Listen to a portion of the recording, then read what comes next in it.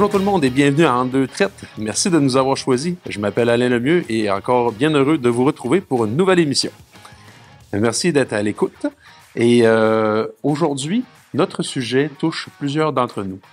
Lorsqu'un jeune agriculteur vient à se sentir prêt et lorsque ses parents là aussi le sont, il est temps de passer les rênes du jeune à celui-ci. Ce jeune, généralement, apportera un nouveau souffle à l'entreprise et évoluera avec sa ferme et en fera carrière pour ensuite passer le flambeau à la prochaine génération. Pour bon nombre de pères et de mères propriétaires d'une ferme, c'est en quelque sorte une espérance, une motivation ou de savoir que leur progéniture va continuer la tradition agricole familiale. Étant moi-même la 5e génération sur la ferme chez moi, et étant père de jeunes amoureux de l'agriculture, je dois dire que le sujet du jour m'interpelle personnellement. Et qu'en est-il quand la relève n'est pas au rendez-vous, quand l'heure de la retraite a sonné? Notre invité aujourd'hui est Gabriel Belzile, bien connu pour son implication au sein du syndicat des producteurs de lait du Bas-Saint-Laurent, mais aussi comme maire de la municipalité de Saint-Clément. Gabriel, bienvenue à Entre deux traites. Hey, bonjour Alain, ça fait plaisir d'être là. Ben oui, on se connaît et c'est le fun de te passer à l'émission aujourd'hui, donc on va passer un bon moment ensemble. Donc Gabriel, tu es propriétaire de la ferme Jean-René située à Saint-Clément dans les Basques. Avant qu'on rentre dans le vif du sujet, comment on sait que tu es impliqué depuis longtemps dans la vie agricole de ta région. Comment tu fais pour concilier travail à la ferme et implication sociale? Ben, c'est beaucoup l'équipe. À la ferme, ben là, dans le temps, quand j'ai commencé à m'impliquer au lait, j'avais un bon employé. J'ai eu un employé qui est resté chez nous 25 ans. Fait que veut pas, il était habitué. J'ai commencé comme ça. Mon gars était aux études en agricole. Fait que ça s'en venait vers là. Fait que je me suis impliqué dans ce temps-là. Puis, suite à l'arrivée de la nouvelle relève sur la ferme, ben là, ils sont deux, dans le fond. Ça fait que ils ont pris les rênes de ça. Puis, je voulais pas non plus être trop tout le temps avec eux autres. Ça fait que l'implication a fait que ils ont dû se débrouiller assez vite, juste tous les deux. Mais ils ont gardé l'employé justement un bout pour concilier, pour que tout ça fasse comme il faut. C'est de même que j'ai pu commencer à m'impliquer un peu plus. OK. Puis donc, toi, tu as des enfants, c'est des garçons? J'ai 3 garçons de filles. 3 garçons de filles, OK. Et puis, dans quels âges à peu près? Toujours une bonne question, ça change à tous les ans. Je te dirais que le plus vieux, il doit avoir 32, puis le dernier, 26. OK. Donc, le plan initial, c'était quand même que l'un de tes enfants prenne la relève de la ferme. Tu as appris un bon jour de 2015 que ton fils ne voulait pas reprendre la ferme. Peux-tu m'expliquer qu'est-ce que ça a été pour toi, mettons, comment tu as vécu ça? Ben, je te dirais qu'on est toujours le dernier à l'apprendre. Probablement que ma conjointe était au courant, mais bénéfice du doute. Mais quand mon gars m'a averti de ça, j'ai même posé des questions. OK, là, tu dis tu veux aller travailler ailleurs, mais tu veux-tu que je la garde 5 ans, 10 ans pour voir si jamais travailler à l'extérieur, t'aimes pas ça, puis tu veux retourner, puis tu veux revenir sur la ferme, tout ça. Mais je pense que les réponses qu'il m'a données m'a fait comprendre que ça faisait longtemps qu'il en parlait, qu'il y pensait, qui fait que, tranquillement, pas vite, ben, je pense qu'on a conclu que ça serait pas lui la relève, puis même si je la gardais en attendant, ça serait pas le cas non plus. Puis il a commencé à suivre son cours de machiniste à l'extérieur, puis on voyait bien que c'était plus ça qu'il voulait faire. OK. Alors, c'est sûr qu'on on peut pas empêcher un cœur donné, comme on dit. Donc, quand il vient les passions, ben ça mène notre quotidien, puis tout ça. Et c'est comme on peut pas forcer quelqu'un à être un agriculteur. Ben, j'ai toujours dit à mes enfants que dans la vie, ils allaient faire ce qu'ils aiment. Oui. C'était plus facile de faire ce qu'ils aiment, conditionnel à ce qu'ils travaillent pour. Puis je pense que c'est ça qu'ils ont fait tous les quatre. C'est bien comme ça. Mais après cette annonce-là, comment ça t'a pris de temps, on va dire, pour te dire j'aimerais que la ferme Jean-René continue, puis un peu faire le deuil de ne pas passer le flambeau à ton garçon? Ben, c'est une ferme, on est habitué de se revirer sur une scène assez vite. Ça fait que quand c'est arrivé, bon, c'est quoi les solutions? On regarde les solutions, puis c'est arrivé assez vite le fait de parler de ferme non apparentée. Puis, je sais pas si les téléphones cellulaires nous écoutent, mais à un moment donné, je suis tombé sur un groupe Facebook avec qui dit des jeunes qui cherchent des fermes pour le démarrage. Puis, j'ai annoncé là-dessus que je connaissais une ferme qui cherchait. J'ai eu quelques visites, puis ça a pas cliqué. C'est comme ça s'est fait. Mais... Avec ces visites-là, mettons, quand ça cliquait pas, justement, est-ce que ça t'a découragé au début? Découragé, non, mais parce que l'autre solution de liquider est toujours là. Il n'y a pas vraiment de gars. On essaye, si ça ne fonctionne pas, on passe à d'autres choses, mais il faut être à l'aise dans la décision, puis dans la situation. Puis les premiers qui sont venus visiter, je n'étais pas à l'aise dans la situation. Je n'avais pas confiance nécessairement au projet qu'ils me proposaient. Okay. Fait que, veux pas, ben, tu as toujours une solution à côté si tu choisis pas ça. Donc, c'est en quelque sorte un cheminement, on pourrait dire, à force de rencontrer des gens, tu vois, puis aussi l'envie de peut-être passer la ferme à une relève non apparentée se développe un peu plus? De ne pas passer la ferme? De passer la ferme plutôt à une relève non apparentée. Parce qu'au départ, peut-être que c'était une option, mais envisagée, mais avec un peu de réticence? Non, pas vraiment. Okay. Je te dis, moi, j'ai toujours eu confiance à relève. J'ai déjà fondé une école, tu as dû être un peu au courant. La MFR. C'était ça le but, de former des relèves à l'agriculture. Fait que j'avais peut-être ça un peu dans le sang, de dire, ben, une relève n'est pas nécessairement apparentée. Il y a possibilité du non-apparenté qui est là. Fait que pour dire si ça me faisait peur ou quelque chose de même, je savais qu'il fallait trouver les bonnes personnes. C'est là que c'est vers là que je m'en allais. Donc, à un moment donné, Annick et Bernard sont venus visiter la ferme. Comment ça s'est passé pour toi, mettons, au niveau du feeling? Parce que là, tu m'as dit que tu as eu des visites, puis là, ça avait pas cliqué. Et là, comment ça s'est passé quand Annick et Bernard sont arrivés? Je vais commencer au début. Comment je les ai trouvés? OK. Parce que le contact n'a pas été par Facebook, eux autres.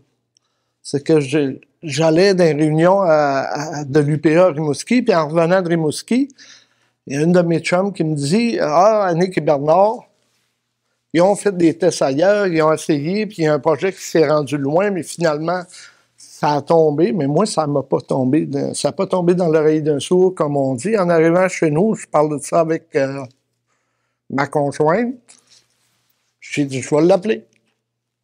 Fait que j'ai appelé Annick, puis je lui ai dit ça. J'ai dit, je sais que tu viens d'avoir une mauvaise nouvelle pour ton autre projet, mais j'ai dit, j'ai une ferme à Saint-Clément qui serait peut-être intéressée. Ça te tente-tu d'essayer une autre fois? Puis elle a dit, je vais en parler à Bernard. Puis finalement, ben, il est venu visiter le samedi d'après. Mais là, c'est ça, je n'avais pas dit quelle ferme. Quand j'ai dit quelle ferme, il y a eu un petit moment de silence au téléphone parce que... Elle ne pensait pas que c'était la tienne. Ben, elle venait de me voir dans la revue des producteurs de lait à côté sur le bull-tank avec Julien Mongo. Ça fait que il est resté un peu surprise. Oui, mais le samedi, ils sont venus, puis on a parlé de ça. est reparti de la maison avec un tapon de mot de passe pour Valacta, puis voir les données du troupeau de la ferme. Je pense que j'aurais pas pu en donner plus que ce que j'y ai donné. Puis, à me rappeler, dans la semaine, ils sont venus me revoir, puis là, ils ont embarqué dans le projet. On avait le même agroéconomiste qui avait fait les autres projets. Ça fait que l'agroéconomiste les connaissait. Puis l'agroéconomiste, il avait aussi travaillé sur la ferme 2-3 ans avant. Fait que ça a permis de développer son dossier de départ plus vite.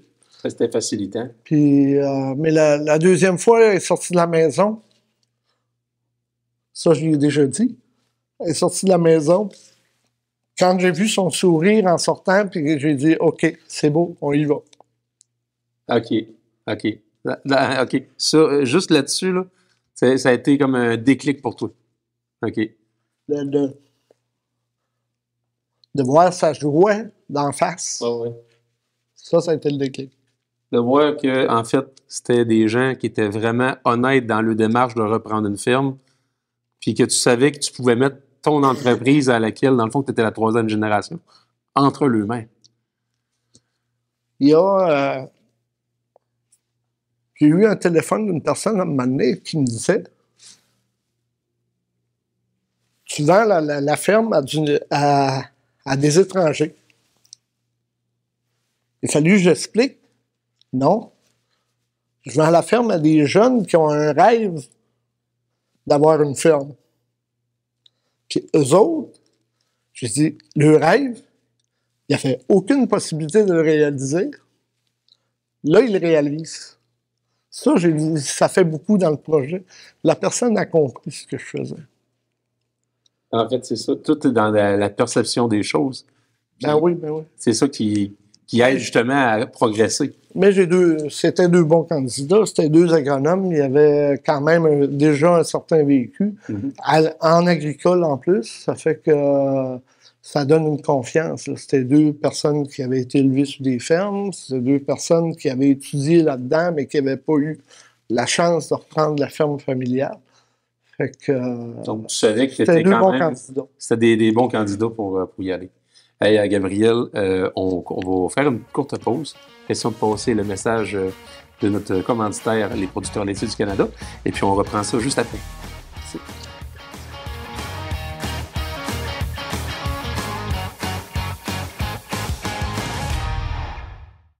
Nous, les producteurs laitiers canadiens, on s'engage à suivre ProAction, notre programme national d'assurance de la qualité comprenant 6 volets.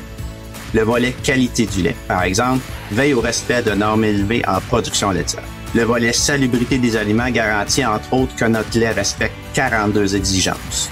Et il y a le volet bien-être animal qui assure le bien-être de nos vaches.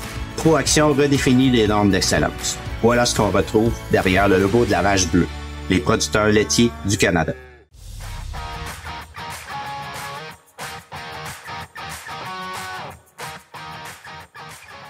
De retour avec Gabriel Belzile de la ferme Jean-René à Saint-Clément. Gabriel, on expliquait juste avant la pause que t'as eu à un moment donné le déclic pour ta relève qui est non apparentée en une personne de Bernard et de Annick. Et puis, un coup qu'on a trouvé les bonnes personnes, comment ça se passe après pour la transition? Ben, j'ai fait quelques dossiers de personnes qui sont venues me voir pour des dossiers de non-apparentés. La première chose que je lui ai dit, c'est que va rencontrer un planificateur financier qui va te faire comprendre c'est combien que tu as de besoin pour vivre après. Parce que tu vois du monde qui veulent des millions, mais ont-tu vraiment besoin de ça pour vivre après? Tu en as d'autres qui vont tout donner, mais ils ont quand même besoin d'un certain montant après. Fait que ça, je pense que c'est important. Puis je connaissais quand même une bonne planificatrice financière. Ben, c'est sûr, parce qu'en plus... en la personne de... C'est ça. Oui. Puis, donc, on sait aussi que Annick et Bernard sont des jeunes. Donc, dans le but d'élever une famille. Donc, c'est sûr que élever une famille, ça demande aussi les moyens. Donc, de là, une planification financière, c'est préférable justement quand on s'embarque dans un processus comme ça. Effectivement. Après ça, il faut monter un dossier. Puis pour un dossier de même, c'est mieux de fonctionner par un agroéconomiste ou le CREA ou quelqu'un comme ça qui va te conseiller un peu. Mais moi, j'ai pas utilisé le CREA parce que j'étais quand même bien entouré. Puis j'avais déjà eu des bons contacts d'histoires de transfert. Fait que, c'est ça. Ça prend un bon fiscaliste. Puis s'entourer des bonnes personnes. Tu parles du CREA, justement. Moi-même, pour avoir repris la relève chez nous, on a eu affaire au service du CREA. Le service du CREA qui est porté, en fait, sur les relations humaines entre les gens, entre les cédants et puis ceux qui reprennent la relève. Est-ce que ils ont eu beaucoup de travail à faire chez vous ou bien l'harmonie a toujours été bonne entre vous autres? À ma perception, il faudrait demander à Bernard et Annick, mais à ma perception, ça a vraiment bien été. Je pense qu'on a fonctionné en adulte dans un dossier de même. Juste à titre d'exemple, maintenant, Annick m'appelle et elle dit là, c'est ta sœur qui est fiscaliste. Puis nous autres, on a peur de manquer de confiance dans le dossier. On a peur, on va tout se faire avoir, vu que c'est le vendeur puis c'est sa sœur qui est fiscaliste. J'ai répondu, gars, j'ai dit, t'achètes pas une paire de souliers. J'ai dit, t'achètes une entreprise laitière. J'ai dit, trouve-toi quelqu'un au plus vite qui va te donner confiance. Puis je peux comprendre ton idée de ne pas avoir confiance en ma sœur. Fait qu'elle s'est trouvée un fiscaliste pour faire vérifier le dossier de ma sœur. Puis c'est le même que ça a avancé. Mais c'est ça, là. J'étais pas là pour essayer de les amancher d'une patente qui n'a pas de sens. On a essayé de faire de quoi qui va faire l'affaire des deux. Donc, toujours dans le respect et la transparence. Oui. Je pense que c'est ça c'est des conditions orgoyantes, justement. Non, je ne peux pas cacher de quoi dans des dossiers de même. C'est impossible que ça fonctionne. Ça prend confiance autant d'un bord que de l'autre. OK. Donc, tu me disais qu'à la base, tu étais propriétaire avec ta conjointe. Donc, comment s'est déroulé, on va dire, au niveau du rôle dans la ferme? Parce que là, est-ce que tu es encore propriétaire ou... J'ai encore des parts jusqu'à 65 ans. Dans le fond, je suis vendeur-prêteur pour une partie. OK. Puis, c'est écrit, là, je ne me rappelle plus comment c'est écrit, mais dans ma tête, là, je suis jusqu'à 65 ans. Après 65 ans, là, j'aurai plus de parts. Il reste 5 ou 6 ans, je pense. OK. Puis, au niveau de ton rôle dans l'entreprise, mettons, à l'heure d'aujourd'hui, là, ça consiste à quoi? Au jour d'aujourd'hui, je vais te dire franchement, là, j'ai la mairie de Saint-Clément, je vais à MRC, j'ai le lait, j'ai Lactanet. La ferme, j'y vais pour faire des petites réparations, faire des... là, il est arrivé un petit accident à la ferme, ça fait que là, j'ai été dégeler les silos depuis 2 semaines, puis faire des petites réparations, déménager des vaches. Mais en temps normal, depuis une couple d'années, l'hiver, j'y vais à peu près plus, là. Donc, on peut dire que le volet... Je vais aux besoins, dans le fond. OK. Mais le volet gestion est 100% assuré par Annick et Bernard? 100%. Donc, quand je fais des conseils, je dis toujours, je vous conseille, mais après, vous faites ce que vous voulez. Là, puis je vous en voudrais pas d'avoir fait différent de ce que j'ai dit. Ça, c'est une belle marque de confiance. Donc, c'est ça. Donc, ton rôle présentement, c'est en fait quelqu'un qui va les appuyer pour justement qu'ils puissent apprendre le métier, s'immerger dans le métier le plus facilement. Ouais, au début, c'était peut-être plus ça, mais à cette heure, ils ont quand même un très bon contrôle de l'entreprise. Mm-hmm. Je ne joue plus dans la gestion d'entreprise ou la gestion des tâches même. Je te dis que c'est quand ils ont besoin, ils m'appellent, puis je vais quand je peux. Mais malheureusement, je ne peux pas souvent. Mais, on comprend que tu es très impliqué aussi dans ta communauté. Hein? Ouais, on fait ce qu'on peut dans les tâches qu'on a dit oui à un moment donné. Ben oui, c'est sûr, il faut honorer nos engagements. Donc, quand tu regardes la ferme aujourd'hui, est-ce que tu as passé la ferme, les rênes à une relève non apparentée? Quel sentiment qui te vient comme ça? Je m'excuse, c'est peut-être une question piège, mais quel sentiment qui te vient là, comme ça, spontanément? C'est un sentiment de fierté.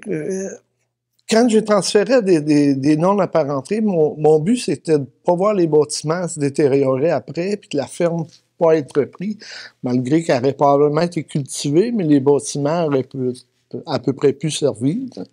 Du moins, pas avec des vaches dedans. Mais je pense que quand t'es producteur laitier, on a le cœur que ça marche, ça fonctionne, que ça continue, même après nous autres. Puis là, ça continue. Il y a 2 jeunes là-dedans qui font leurs affaires. Puis Donc, c'est de la fierté. Ben oui, c'est vraiment une fierté. Tu sais, je ne serais pas ici aujourd'hui si je n'aurais pas fait ça. Là. Je te parlerais pas, ça et tout. Là. Ça pèse dans la balance. Évidemment. Donc,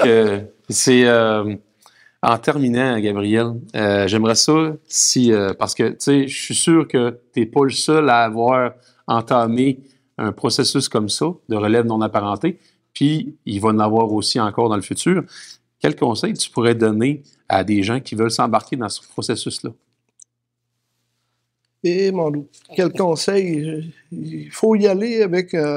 la première chose, si c'est pas ça que vous voulez, rembarquez pas dedans, puis niaisez pas les gens. Ça, je l'ai vu quelques fois, puis je trouve ça plate. Faut être réaliste. Quand je dis de faire une planification financière, ça commence par là. Si tu penses de vendre ton entreprise à des non-apparentés puis empocher des millions, c'est pas de même ça marche. Il faut en laisser sur la table. Puis faut être conscient. C'est les 2 côtés. Il faut en laisser sur la table, mais il faut en avoir assez pour vivre. Mm-hmm. Mais c'est ça. Mais il faut être réaliste dans tout ce que... Et sûrement en arrière de tout ça, il y a un désir de continuité. Ben oui. Puis moi, quand je retourne l'été, je suis à la ferme parce que l'hiver, c'est ça, je ne vais pas beaucoup, mais l'été, aux semences puis aux récoltes, là, je suis présent. C'est les grosses saisons pour moi, disons. Mais pour l'implication, c'est un peu moins forcé. Mais je suis sûr que tu le fais avec grand plaisir aussi. Oui, énormément. Moi, j'ai toujours dit, parce qu'il y avait une question sur c'est quoi ça fait pour vendre sa ferme à des étrangers. Moi, j'ai toujours dit que c'était mes enfants adoptés. J'ai jamais parlé étranger. Là. Mm-hmm. En fait, c'est ça. En fait, c'est désintégrer un peu comme si c'était les tiens. Je pense que c'est de même que ça va bien. Ouais. C'est sûr que, bon, il faut s'entendre. Moi, ça a bien cliqué, puis ça marche pas avec tout le monde. Mais c'est la première chose quand ça clique bien. Puis pour avoir parlé à une autre personne qui vend du non apparenté, ce qu'il disait, il dit, moi, c'est comme mon gars puis ma fille. C'est la même chose, on disait tous les deux la même affaire, mais c'est deux qui ont fonctionné. Fait que quelque part, c'est un peu ça. Là. C'est super. Écoute, Gabriel, on va terminer l'interview là-dessus. Merci d'avoir pris le temps de venir nous partager ton expérience de transfert non apparenté. Puis je suis certain que ça va encourager peut-être ceux-là qui doutaient que c'est possible d'y arriver toujours quand il y a de la transparence puis du respect entre les personnes. C'est moi qui te dis merci de m'avoir donné la chance de parler de ça. Ben oui. Merci.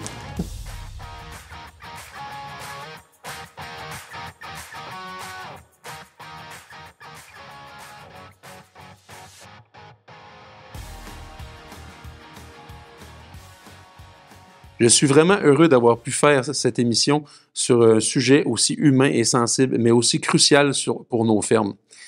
Bien qu'il soit pas toujours possible de transférer à nos enfants, il ne faut pas baisser les bras si on veut vraiment voir le travail de toute une vie pouvoir continuer à prospérer. C'est ce qui complète cet épisode. Je dois remercier notre commanditaire, les producteurs laitiers du Canada. Ce balado est rendu possible grâce au travail de notre équipe de production, Bruce Sargent et Carl Bélanger. Merci à vous deux. Nos anciens épisodes sont disponibles sur les meilleures plateformes d'écoute en ligne et sur notre site entredeuxtraites.ca. Le lien, justement, est disponible dans ma bio sur ma page Instagram. Si vous avez des commentaires, venez nous voir sur les réseaux sociaux, Facebook, X et Blue Sky. Merci. Merci à tous et à bientôt pour un autre épisode d'Entre deux traites.